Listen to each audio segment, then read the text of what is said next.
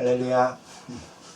오늘 우리에게 주신 하나님의 말씀은 야고보서 2장 5절에서 9절입니다. 야고보서 2장 5절에서 9절입니다. 지난 시간에 이어서 사람을 차별하여 대하지 말라라는 야고보 사도의 그런 가르침을 우리가 함께 묵상하도록 하겠습니다. 지난 시간에 1절부터 4절까지 설교로 나누었고요. 오늘은 5절부터 9절까지 내용을 계속 이어서 보도록 하겠습니다. 좀 더 잘 이해하기를 원하시는 분들, 지난주에 설교를 못 들으신 분들은 1절에서 4절 내용도 다시 한번 돌이켜보시기를 당부를 드립니다.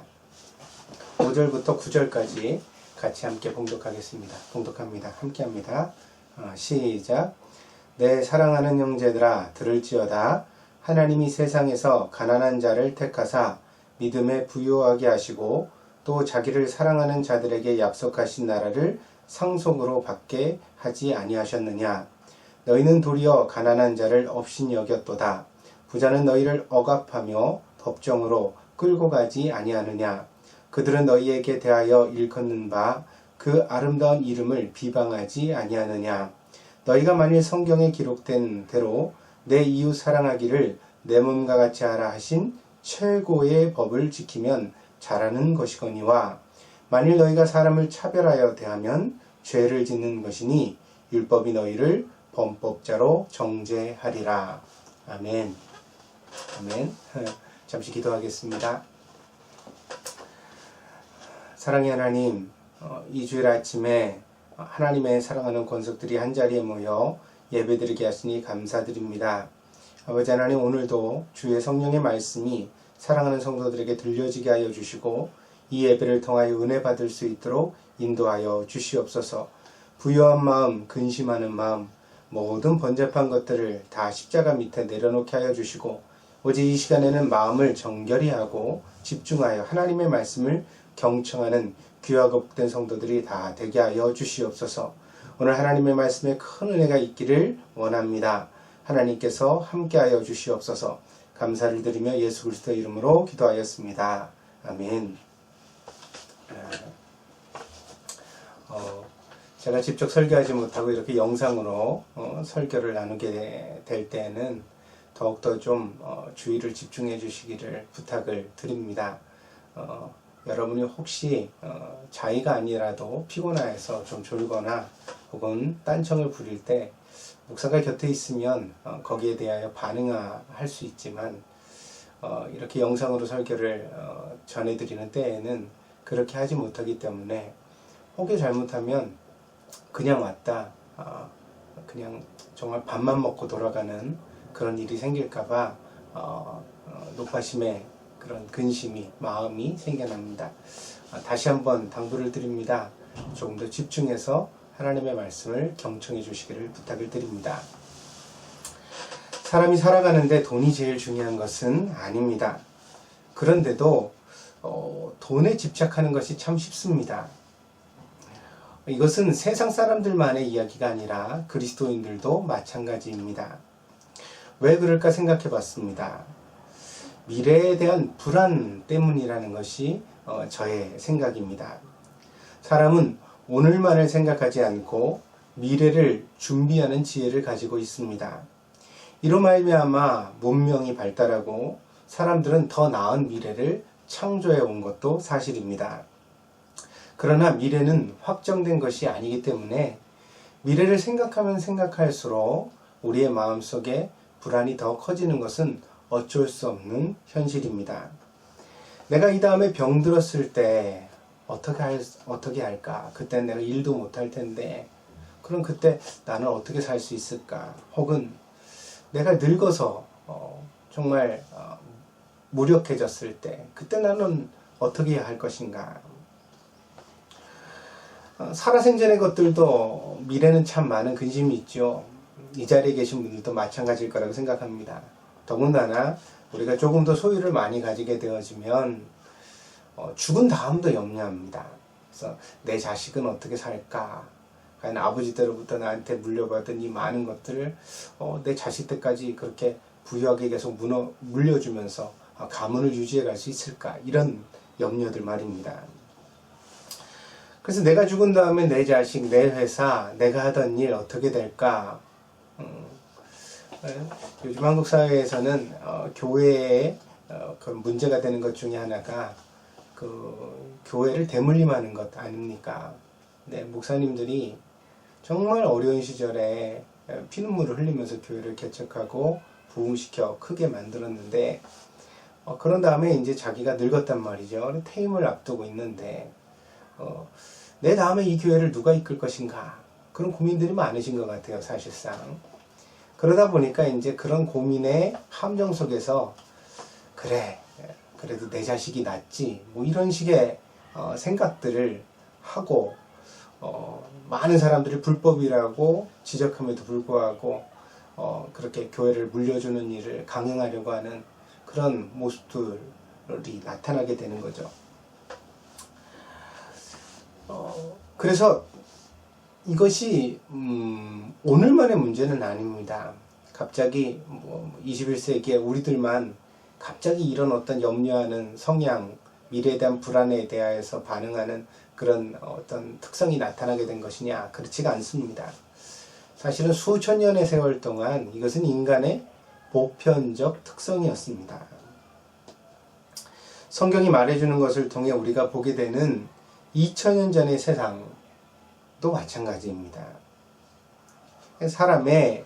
사람에게 미래에 대한 어떤 불안이 있고 그 불안으로 말미암아 자꾸만 어떻게 더 가지려고 하고 더 모으려고 하다 보니까 더 가진 사람은 뭔가 대단한 사람인 것 같고 가지지 못한 사람은 뭔가 실패한 사람인 것 같고 그래서 이제 사회적인 차별이 만들어지는 거죠.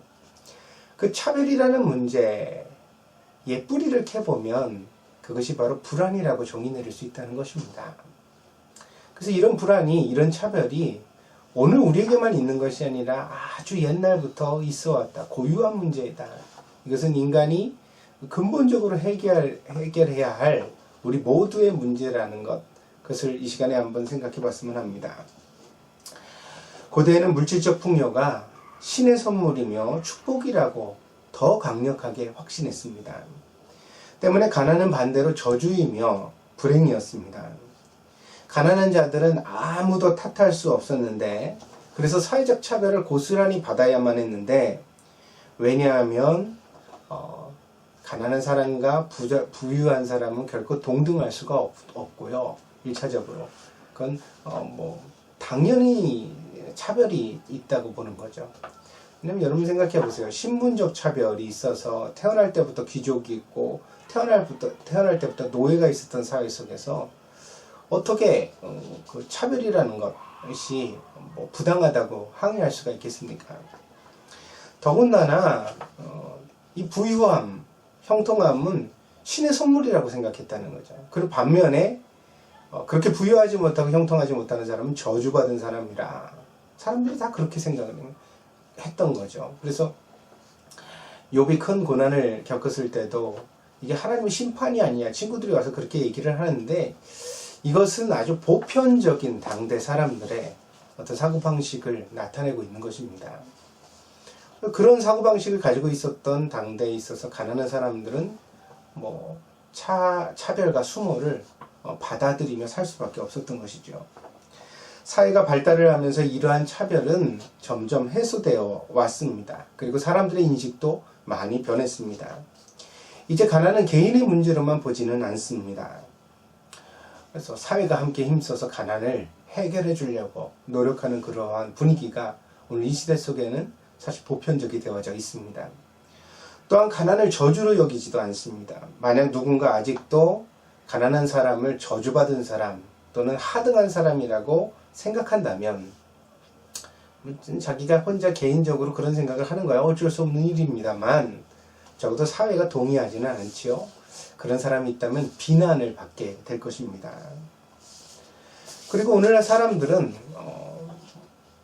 소유와 관계없이 모든 사람들이 평등하다고 생각하게 됐죠. 그렇죠? 그래서 이런 차별을 받게 되어지면 항의도 하고 저항도 하게 되는 것입니다. 많이 발전한 것이 사실이지만 아직도 이러한 차별의 문제를 다 고친 것은 아닙니다. 그래서 오늘날 우리 사회 속에서는 여전히 차별이 존재합니다. 밖으로 드러내지 못하는 이러한 차별은 훨씬 더 교묘하고 그리고 교활해진 것도 사실입니다. 그래서 더 치명적이기도 합니다. 제가 안타깝게 생각하는 것은 사회 발전에 비하여 교회 안의 인식이 더 앞서가야 했는데 그렇잖아요. 2000년 전에 신분적 차별이 있고 가난과 부유함의 차별을 당연하게 여기던 시대 속에서 오늘 야고보서와 같은 이런 주옥과 같은 하나님의 말씀이 쓰여지고 설교되었단 말이죠. 이건 정말 놀라운 개혁적 사실입니다. 그렇다면 사회가 발전하는 것만큼 교회는 더 적극적으로 또 개혁적으로 나갔어야 될 터인데 오늘 현실을 보면 오히려 교회 안에 이러한 생각들은 퇴보한 것처럼 보여진다는 것이죠. 성경이 이처럼 명백하게 차별하지 말라고 가르치고 심지어 부유한 자와 가난한 자를 차별하는 것은 악한 것이다. 오늘 본문에 죄를 짓는다고 얘기했잖아요. 죄라고 범법하는 것이라고 그렇게 확언하고 있음에도 불구하고 교회 안에서 아직도 이런 인식의 차별, 그런 어떤 가치관을 극복하지 못한 모습이 많이 나타나고 있는 것은 정말로 심히 유감스러운 일이라고 하지 않을 수가 없습니다. 야고보 사도는 5절에서 이렇게 말하고 있습니다. 내 사랑하는 형제들아 들을지어다. 하나님이 세상에서 가난한 자를 택하사 믿음에 부유하게 하시고 또 자기를 사랑하는 자들에게 약속하신 나라를 상속으로 받게 하지 아니하셨느냐. 가난이 자랑은 아닙니다. 그죠? 가난하다고 해서 그것이 다 선하고 아름답고 훌륭하다 그렇게 말할 수는 없지요. 실제로 가난은 불편하고 그리고 사람을 갈망 속에 놓이게 합니다. 가난하면 배가 고픈 거죠. 그렇죠? 여러 가지로 배가 고픕니다. 이게 빵에 대한 배고픔만이 아니라 정말 많은 배고픔이 있죠. 내 부모가 어려운데 내가 좀 힘이 되어드리고 싶은 내가 정말 부자라면 이럴 때 좀 팍 밀어드릴 텐데 어떻게든 도와드릴 텐데 아무 염려하지 마시라고 내가 해드릴 텐데 그렇게 못하는 것, 그죠? 내 형제가 어려움에 처했을 때 내가 부자라면 정말 발 벗고 나서서 해결해 줄 텐데 내가 가난하기 때문에 그렇게 못하는 것, 이 모든 것이 우리에게 어떤 정신적인 허기죠. 갈망하는 마음이 들게 됩니다. 그래, 내 돈 벌어야겠다. 내가 정말 부자가 돼야 되겠다. 그런 생각이 들게 만드는 그런 일들이 있습니다. 가난 속에서 사람은 편안할 수 없으며 몸도 마음도 고되게 살게 되어져 있습니다. 가난한데 어떻게 편안하게 삽니까? 집도 좁고, 그렇죠? 저희 가정도 사실은 예배 때문에 예배라는 것으로 그게 이유가 될지 어떤 변명거리가 될지 모릅니다만 그래서 이렇게 큰 집을 구해서 생활을 하고 있습니다만 그런데도 불구하고 내 식구가 화장실 하나를 쓰려면 어쩔 때는 정말 불편하거든요. 그래서 언젠가는 제가 그렇게 한탄한 소리를 한 적이 있습니다. 아이고, 다음에 이사 갈 때는 내가 빚을 얻어서라도 화장실 2개인 집으로 가야지. 정말 화장실 하나인 집에서 정말 못 살겠다. 불편하죠. 그래서 점점 큰 집이 갖고 싶은 겁니다. 화장실 2개인 집 가지면 서재도 있으면 좋겠고, 서재가 생기고 나면 영화 감상룸, 그죠? 혹은 음악 감상실, 그런 방도 하나 있으면 좋겠고, 또 운동 좋아하시는 분은 헬스기구 잔뜩 들여놓은 방 하나 만들고 싶고, 그렇죠? 저처럼 책 좋아하는 사람은 책을 가득히 쌓은 서재를 가졌으면 좋겠다, 그런 생각할 수도 있는 거고요. 그렇죠? 우리가 소유가 적기 때문에 사실 불편하게 삽니다. 불편할 수밖에 없죠. 가진 게 적을수록 단칸방에서 견뎌야 될 때도 있는 거고요. 저도 그렇게 살아봤습니다. 그러나 그 고되고 피곤한 삶이 오히려 우리를 육신의 안락함에 안주하게 만들지 않고 하나님을 갈망하며 바라고 신앙하게 만든다면, 그래서 그 가난의 불편함이 우리의 신앙으로 승화될 수만 있다면 그 가난은 저주가 아니라 하나님의 섭리이며 축복이라는 것입니다. 그래서 오늘 야고보 사도는 하나님이 가난한 자를 부르셔서 오히려 믿음으로 부유하게 하시고, 그리고 세상에 집은 없지만 하나님의 나라를 상속하게 하시지 않았느냐, 그렇죠? 그렇게 말하고 있는 것입니다. 몇 년 전에 한국에 가서 설교를 했습니다. 정확한 본문은 저도 잘 기억이 나지 않지만 설교의 핵심은 하나님의 은혜가 우리가 당한 고통보다 훨씬 더 크다는 것이었습니다. 때문에 은혜는 고통을 이기게 하고 우리를 강하게 만든다고 힘주어 설교했습니다. 사실 그 설교는 남에게 하는 설교가 아니라 제 자신에게 하는 설교였죠. 그랬습니다. 그래, 은혜는 고통보다 크다. 그래서 은혜 안에 내가 있다면 나는 어떤 문제도 이겨낼 수가 있다. 그런 갈망을 내 마음속에 힘주어 가졌고, 그래서 그것을 외치지 않을 수가 없었습니다. 그 설교를 들었던 한 분이 크게 감동을 받으셨습니다. 그분은 원래 농사를 짓던 분이었는데, 아버지 때로부터 이렇게 땅을 지방에서 물려받고 농사를 짓던 분이었는데 갑자기 도시개발 바람이 불었답니다. 농지였던 땅이 막 자고 일어나면 땅값이 막 2배, 3배, 10배 막 뛰어오르는 것입니다. 나중에는 그 땅을 다 팔게 되었는데 수십억의 재산이 되었습니다. 그 돈으로 빌딩을 짓고 그리고 사업을 벌였습니다. 농사를 짓던 이분에게 돈을 더 벌게 해주겠다는 사람들이 우후죽순처럼 많이 생겨났다고 합니다. 어디서 그렇게 왔는지 모르지만 하여튼 주변에서 사람들이 나타나서는 야, 이 사업에만 투자해봐라. 들림없이 몇 년 지나면 이거 2배, 3배 돈이 늘어난다. 농사를 짓던 양반이 사업에 대하여 무슨 안목이 있겠습니까? 그냥 간절하게 와서 사람 좋은데 매달려서 구하고 그러니까 뭐 동업도 하고 또 투자도 하고 그러면서 일을 벌이게 되었습니다. 그런데 하나같이 사기꾼이 아니면 처참한 실패로 끝이 났답니다. 이건 뭐랄까 너무 정해진 레파토리 같지 않습니까? 결국 어느 날 정신을 차려보니 모든 재산이 날아가고 식구들과 함께 길거리로 나앉게 되었습니다. 조그만 단칸방으로 식구들과 함께 이사를 했는데 잃어버린 재산 때문에 잠이 옵니까? 마음이 미칠 것 같으니까 그냥 낮과 밤으로 술만 마셨다 합니다. 술만 마셨다 합니다. 그렇게 세월을 보내다가 우울증이 찾아오고 자기 자신에게 마지막에 정말 밑바닥까지 내려가니까 그런 생각이 드는데 이러다가 내가 죽겠구나. 이대로 죽겠구나. 거기서 아마도 생존 본능이 꿈틀거린 것 같습니다. 내가 죽지 않으려면 어떻게 해야 될까? 뭐라도 붙들고 싶어서 나간 곳이 교회였답니다.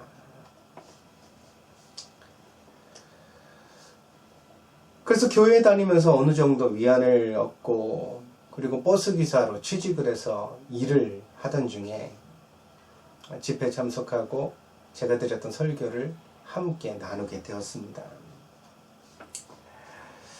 그분은 교회에서 제가 했던 설교를 녹취해서 나눠주는 것을 집에 가지고 가셔서는 정말 낮과 밤으로 들었답니다.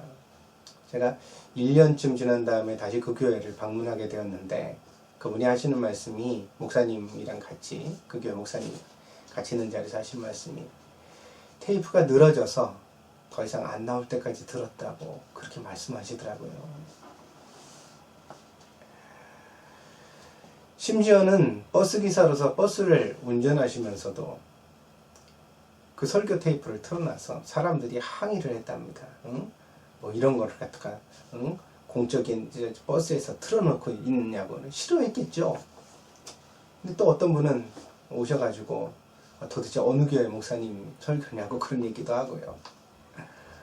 아무튼 간에 그렇게 그 설교를 들으면서 은혜가 되었던 것 같습니다. 그리고 저를 다시 만났을 때 제 손을 꼭 쥐고 이렇게 말씀해 주셨습니다. 저는 제가 실패했고 하나님께 저주를 받았으며 이미 인생이 끝났다고 생각을 했습니다. 그런데 목사님 설교를 통해서 그게 아니라는 사실을 깨닫게 되었습니다. 하나님께서 나를 너무 사랑하셨기 때문에 이런 방식으로 나를 부르셨구나. 그게 믿어지는 순간 자기가 저주 아래 있는 것이 아니라 은혜 아래 있다는 사실이 깨달아졌다는 것입니다. 그래서 저에게 감사하다고 말씀을 하시는데 저도 눈시울이 붉어지고 그분도 눈시울이 붉어지고 또 곁에서 지켜보는 목사님도 눈시울이 붉어지고 우리가 다 그래서 하나님 앞에 제가 축복하며 기도하지 않을 수가 없었습니다. 그분은 요즘 주의를 잘 지키지 못하는 버스기사를 그만두고 열심히 그동안 모은 것을 가지고 조그만 음식점을 시작하셨다고 합니다. 정말 잘 되셨으면 좋겠습니다. 그러나 잘 되고 못 되는 것이 더 이상 그렇게 큰 의미는 없다고 생각합니다.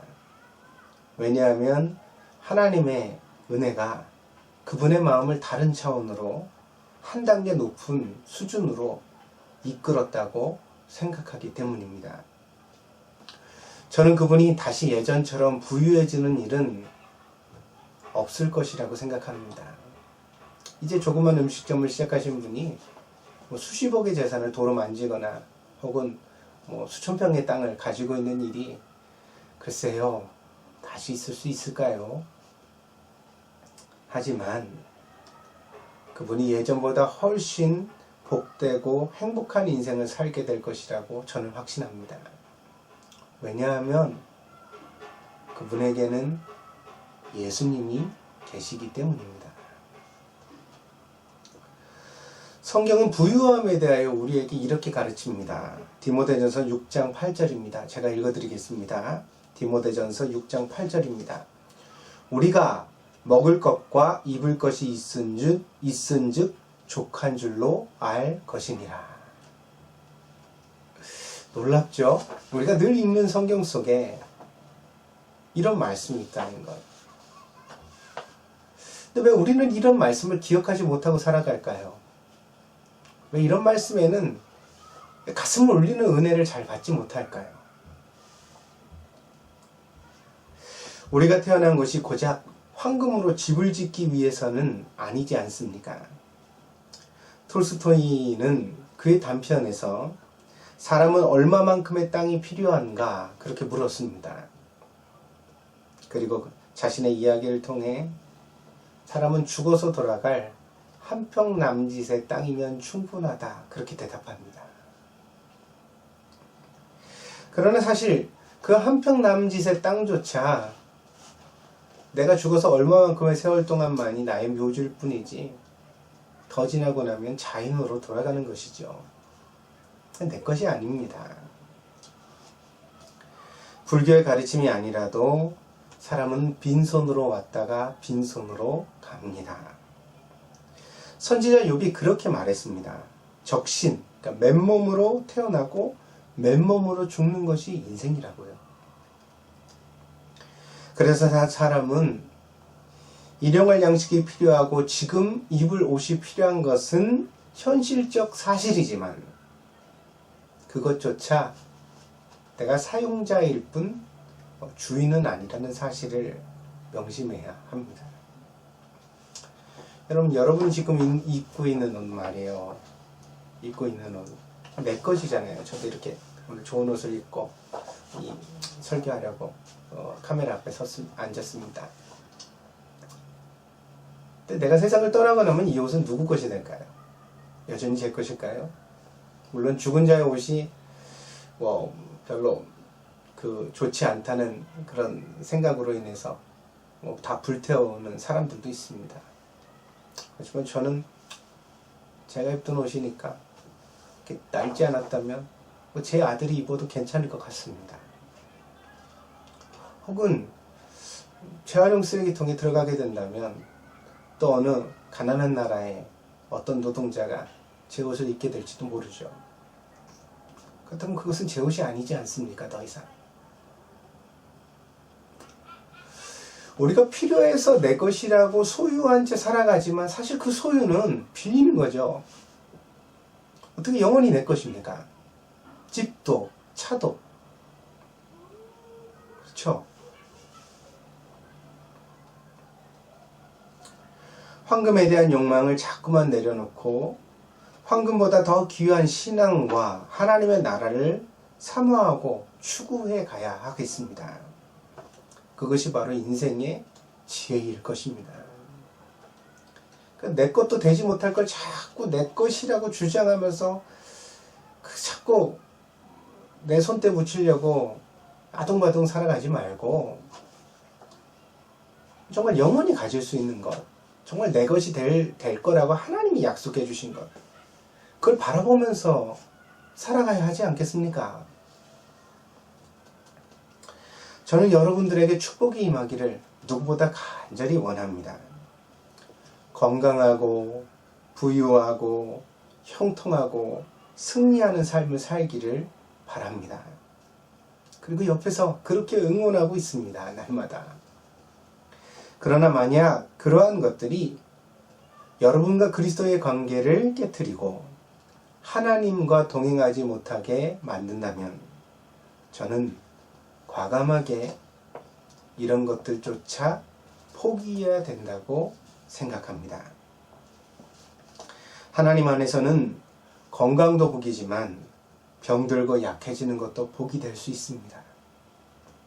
하나님 안에서는 부유함도 복이지만 가난한 것도 복이 될 수 있습니다. 그리스도 안에서는 형통한 것도 복이지만 내 뜻이 막히고 거절되는 것도 복이 될 수 있습니다. 은혜 안에서는 승리도 복이지만 실패와 좌절도 복이 될 수 있습니다. 인생은 그런 것입니다. 단편적으로 어느 한 사건만 보고서 이것이 성공이다 실패다 말할 수 없는 것이 인생입니다. 지금은 실패처럼 보이지만, 지금은 어려움처럼 느껴지지만 사실 지나고 보니까 그것이 우리를 더 큰 축복으로 인도하는 지름길이었을 때가 있지 않습니까? 부귀와 성공도 인간성과 자존감을 포기하고 얻게 된다면 그 부귀와 성공이 오히려 불행이고 비참한 결과일 수도 있는 것입니다. 돈만 보면서 살아가지 맙시다. 부유함이 전부가 되면 결국에는 우리도 신앙과 가정과 자신의 긍지를 망칠지도 모릅니다. 아무것도 없고 돈만 있는 사람이 되는 것, 그것은 자신뿐 아니라 이 사회에도 재앙이 되지 않겠습니까? 그래서 사람은 적당한 것이 좋은 것 같습니다. 적당할 때 비로소 그것이 유익하고 축복이 되는 것이지, 사람이 긍지도 없고 그죠? 사랑도 없고 신앙도 없고 그런 사람이 돈만 많이 가졌다. 그럼 그 사람이 가진 돈을 가지고 뭘 하겠어요? 더 큰 욕심을 부리고 더 많은 사람들을 불행의 구렁텅이에다 밀어넣고, 그죠? 많은 사람들을 차별해서 상처를 주는 그런 존재가 되지 않겠습니까? 우리가 신앙의 긍지를 가지고 균형 있게 살아갈 때 비로소 우리는 모두 존귀한 존재입니다. 집주인도 귀하지만 세입자도 귀합니다. 사장도 귀하지만 종사원도 귀합니다. 점주도 귀하지만 아르바이트생도 귀합니다. 왜냐하면 사람이기 때문입니다. 그리스도께서 사람을 위해 자기 몸을 십자가에 못 박으셨기 때문입니다. 그 한 사람의 구원과 행복이야말로 성경이 말하는 축복입니다. 하늘에서 잔치가 벌어지고 그리스도께서 춤을 추시는 기쁨의 이유는 다른 것이 아니라 한 사람의 구원과 행복입니다. 하나님께서 이 세상을 지으시고 심히 좋았더라 하셨던 그 낙원의 회복, 그것은 바로 사람의 가치의 회복, 사람의 행복의 회복이라고 말씀드릴 수 있겠습니다. 사랑하는 여러분, 그렇기 때문에 사람은 차별하지 말아야 합니다. 특별히 나 자신을 차별하지 말아야 합니다. 내가 어떤 자리에서 어떤 삶을 살아가고 있다고 하더라도 그 현실을 귀하게 여기셔야 합니다. 어려울 때는 사람에게 생존 본능이 꿈틀거리는 것 같습니다. 살기 위해서 무슨 짓이라도 하는 게 사람입니다. 그러나 또한 막상 생존의 조건이 충분히 갖추어지고 나면 그때부터 죽음의 유혹에 휘둘리게 되어집니다. 아주 부유한 국가들에서 오히려 자살이 많잖아요. 그죠? 더 이상 굶어 죽지 않는 나라. 그래서 굶어 죽지 않는다고 해서 들여다봤더니 사람들이 스스로 목숨을 끊는 일이 많더라는 거죠. 그죠? 자살의 충동뿐만이 아니라 자기를 망치는 유혹들도 사실은 부유할 때 찾아옵니다. 도박이라든가 음주, 마약과 같은 것들. 더 큰 쾌락을 찾아서 빠지게 되어지는 일들. 그쵸? 근데 이 더 큰 쾌락을 찾는 일들이 결국은 그 죽음의 유혹과 있다 있죠. 자기를 죽이는 일입니다. 대부분은 자기 자신을. 그래서 모든 사람은 생존의 본능과 죽음의 유혹 사이를 걸어가고 있는 것 같습니다.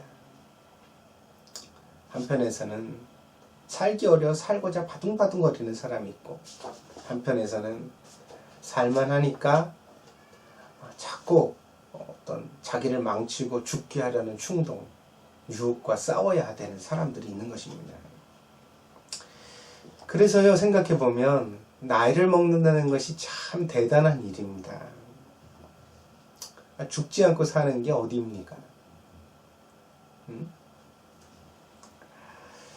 더군다나 그 안에서 가족을 부양하고 신앙을 계속하고 자기 자신에 대한 긍지를 조금이라도 높일 수 있다면, 조금이라도 그리스도를 닮아가는 선한 변화를 우리가 나타낼 수 있다면 그것이야말로 정말 값지고 귀한 일이 아니겠습니까?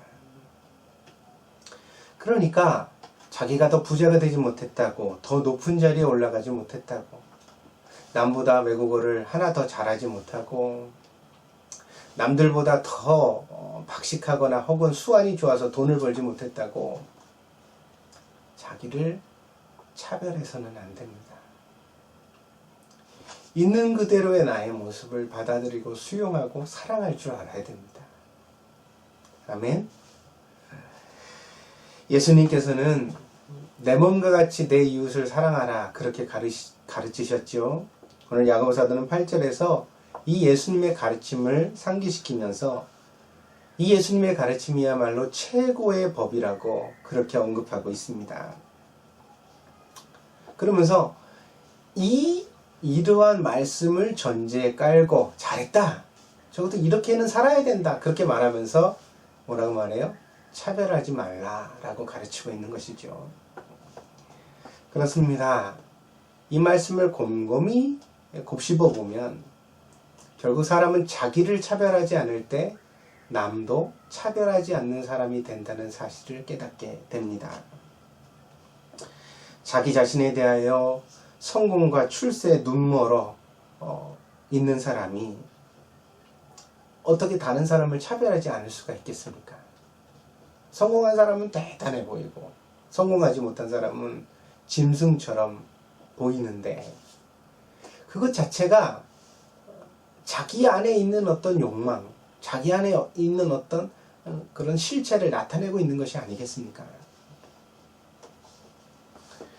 그러니까 차별은 결국 우리 내면의 상태를 나타내고 있는 반영이라고 말할 수가 있겠습니다.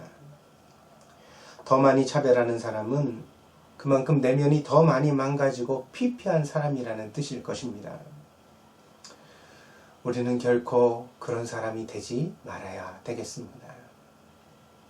사랑을 받은 사람이 사랑도 할 줄 안다고요. 그렇죠? 우리가 정말 부드럽게 살아온 사람이 또 다른 사람도 또 어떻게 인격적으로 부드럽게 대하게 되잖아요. 내 안에 있는 상처와 문제들을 해결해내셔야 돼요. 가난에 대한 열망 있습니다. 그런 것들이 우리 안에 다 있죠. 근데 그걸 잘 신앙으로 승화해내고 소화해내고 해결해냈을 때 부유해도 행복하고 부유하지 못하도 행복한 인생이 되는 겁니다. 근데 반대로 계속해서 어떤 부자가 되는 것에만 집착한다고 한다면 결국 부자가 될 때까지는 불행할 수밖에 없는 것이고, 그렇죠? 심지어는 인생이란 게 그렇게 만만하지 않은데 부자가 안 되면 어떡할 겁니까? 그럼 평생 불행하게만 살다가 인생을 끝내야 되겠습니까? 그러니까 오늘 우리가 내 자신도 차별하지 말고 그리고 또 남도 차별하지 않는 사람이 되는 것, 이것이야말로 우리가 우리 인생을 복되게 하고 행복할 수 있는 비결이며 지혜라고 할 수 있겠습니다. 그리스도께서 오늘 저와 여러분을 은혜 아래 덮어주시기를 바랍니다. 그래서 우리가 하나님의 은혜로, 그리스도의 은혜로 말미암아 우리 안에 채워져서 그렇구나, 있는 이대로의 모습 그대로 하나님께서 나를 사랑하시고 계시구나, 그리고 나는 지금도 충분히 행복하다, 행복할 수 있다, 그런 생각, 깨달음 가운데 오늘 하루를 살아간다면 우리 자신이 행복할 뿐 아니라 그런 우리가 남을 차별하지 않기 때문에 또한 주변에 있는 많은 사람들을 함께 행복하게 만드는 귀하고 복된 그리스도인이 될 수 있지 않나, 그렇게 생각해 봅니다. 저와 여러분들이 이 은혜를 통하여 하나님의 귀한 자녀로 살아가게 되기를 바랍니다. 기도하겠습니다. 아버지 하나님, 은혜와 사랑을 감사드립니다. 오늘 귀한 말씀을 통해서 사람을 차별하여 대하지 말라, 남을 향한 차별뿐 아니라 먼저 내 자신을 향한 차별로부터 우리가 구원받아야 된다는 사실을 깨닫게 되었습니다. 아버지 하나님, 정말 나의 지금 서 있는 이 자리가 하나님께서 함께 하시는 자리일 때 그 어떤 것보다도 귀하고 복되며 행복한 자리가 될 수 있다는 사실을 다시 한번 깨닫는 성도들이 되게 하여 주시옵소서.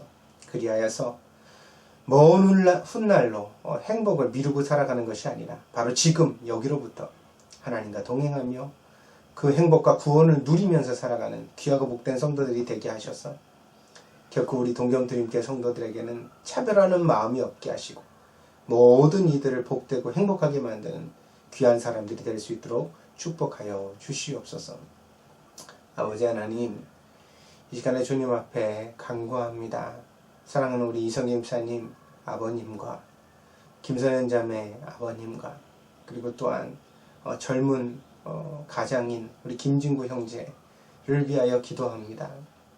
하나님, 저들이 피치 못할 정말 어려운 질병의 문제로 인하여 고통 속에 놓여져 있는데, 그러나 하나님, 이 문제 속에서도, 이 고통과 질병 속에서도 정말 하나님의 은혜를 통해 이겨낼 수 있고 승리할 수 있고 행복할 수 있다고 믿습니다.